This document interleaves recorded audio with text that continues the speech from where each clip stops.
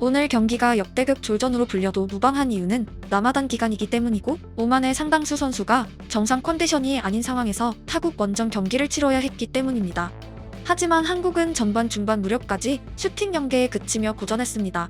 경기 시작이 오후 8시였으므로 오늘 오만 선수 상당수는 하루 종일 제대로 된 식사는 물론이고 수분도 부족한 상태에서 경기장을 밟았지만 한국의 전술은 공백에 가까웠습니다. 특히 특이했던 전술의 흔적은 1차 빌드업 과정에서 박용우, 백승호와 황희찬이 랜덤으로 센터라인에게 볼 배급을 받기 위해 내려갔던 부분이고, 백승호와 황희찬의 동선이 겹치기도 했습니다.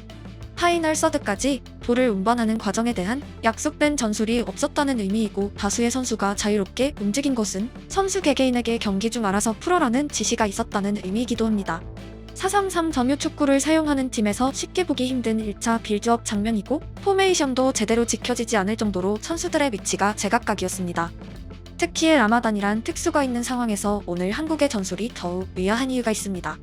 보통 볼란치가 1차 빌드업을 돕는 것은 익숙한 전개이지만 윙어가 내려가는 것은 경기가 정말 풀리지 않는 후반에 주로 나타나는 장면이고, 오만은 당연히 극단적으로 라인을 내린 상태에서 경기했으므로 더욱 공격수의 3선 지원은 의미가 없었습니다.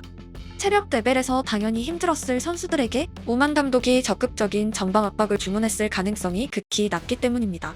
결국 오만은 열악한 상태에서도 한국이란 팀에 맞춘 전술을 준비하고 카운터 어택에 최적화된 구성으로 나왔다면, 한국팀은 주먹구구식으로 운영되고 있었고 선수 구성과 체력적 우위가 전혀 어드밴테이지로 작용되지 못했습니다. 한국의 라인업은 오히려 상대가 점유축구를 구사할 때 뒷공간을 파괴하기 유리한 직선적인 명단으로 채워졌지만, 상대팀이 한국 대표팀을 상대로 라인을 올릴 리가 없었기에 벤치의 의도가 무엇인지는 누구도 제대로 이해하기 어렵습니다. 현대 축구에서 전술적 준비가 되지 않은 팀들은 특히 4-3-3 포메이션에서 무력하고 킥앤러시 축구에선 세컨볼 과정에서 변수가 발생한다면, 점유율 축구에선 전술 디테일이 없으면 큰 이변 없이 90분 내내 파이널 서드에서의 공격 자체가 무력해지곤 합니다. 손흥민의 소속팀인 토트넘과 오늘 한국 대표팀이 겹쳐 보이는 이유는 양 팀은 같은 포메이션에 같은 목적을 가진 축구를 구사하고 동일하게 빌드업에 대한 디테일이 부족하기 때문입니다. 득점 상황은 이강인의 킬패스와 황희찬의 베르바토프급 퍼스트 터치라는 개인 능력에 의해서였고 90분 내내 발생하긴 어려운 장면이었습니다. 또한 오늘 경기의 최대 이슈는 이강인의 부상 아웃입니다. 경기 전 감독은 김민재의 부상에 대해 큰 목소리로 민헨의 선수 운영을 비판했습니다. 하지만 바로 어제 입국하여 시차 적응도 제대로 마치지 않은 이강인은 백승호의 부상 공백을 메우기 위해 전반전에 투입되었고 후반전에 실려나갔습니다. 벤치에 다른 볼란치 자원이 있었지만 감독은 풀리지 않던 경기의 해결을 위해 이강인의 왼발을 활용하고자 했고, 감독이 민헨에게 했던 말을 빌리자면 선수의 상태는 고려되지 않았습니다. 상대국이 총력전을 펼쳐도 이기기 힘든 강호였다면 무리수는 불가피하지만 피파 랭킹 82 오만 대표팀이 라마단 기간에 방한했다면 개개인의 능력은 K리그 올스타보다도 객관적으로 아래입니다.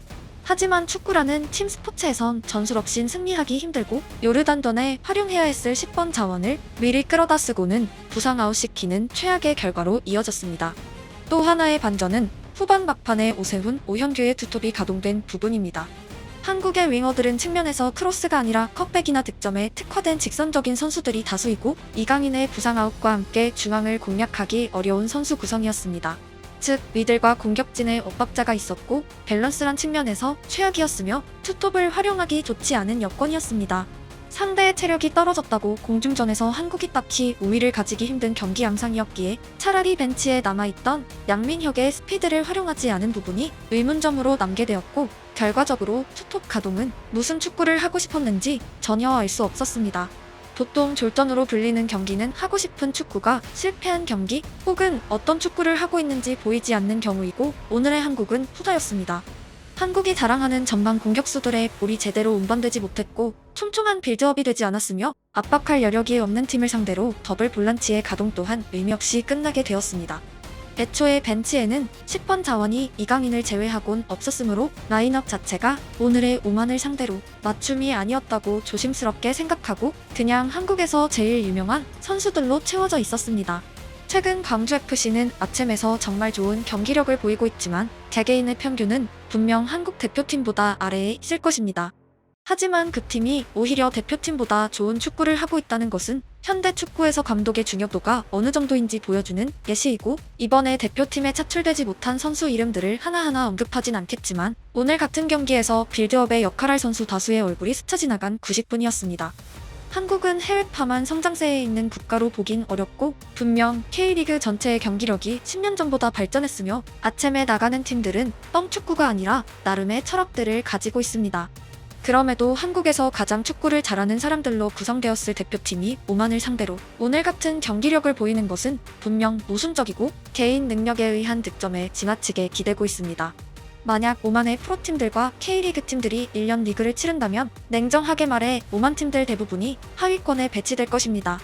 그들의 최다 우승팀 도파르 FC의 경기를 올해에도 몇 차례 지켜봤기에 나름 오만 리그의 레벨을 알고 있고, 결국 그 리그의 베스트 11이 유럽파가 주축인 한국팀에게 오늘 승점 1점을 가져갔습니다. 한국 대표팀이 정말 좋은 축구를 했던 마지막 기억은 지난 월드컵의 우루과이전입니다. 포르투갈전은 전통의 투혼이 빛을 발휘했고, 브라질은 상대가 너무 강했다면 우루과이전은 한국도 역습 축구가 아니라 점유 축구로 세계에서 싸울 수 있음이 증명된 최초의 경기였고, 발베르데와 벤탄쿠르가 이끄는 상대와의 중원 싸움에서 밀리지 않았습니다. 당시 대표팀과 현재의 멤버 구성은 크게 달라지지 않았지만 90분을 뜯어보면 아예 다른 팀이 되어 있습니다. 오히려 지금이 더 많은 어린 선수들이 유럽에서 경험을 쌓고 선수층이 두터워진 상태입니다. 모든 스포츠 팬들은 응원하는 팀이 점점 나아지길 바라고 성장을 목격하며 희열을 느끼기도 합니다. 어제보다 나은 내일은 당연한 기대감이기 때문입니다. 주축들이 건재한 대표팀에서 성장세가 보이지 않는다는 것이 가장 큰 문제이고, 카타르 월드컵 이후 한국 대표팀의 로드맵은 말 그대로 안개 속에 있습니다. 월드컵 16강 직후에 정말 좋은 감독이 선임되고 4년간 성장하며 더 나은 전술과 조직력을 갖춘 상태에서 북중미 월드컵을 치른다는 가정은 완전히 판타지가 되어버렸고, 특히 PL 득점왕과 민헨 주전 센터백이 공수에서 출격하는 월드컵을 기대했던 사람들에게 상당히 암울한 현재입니다.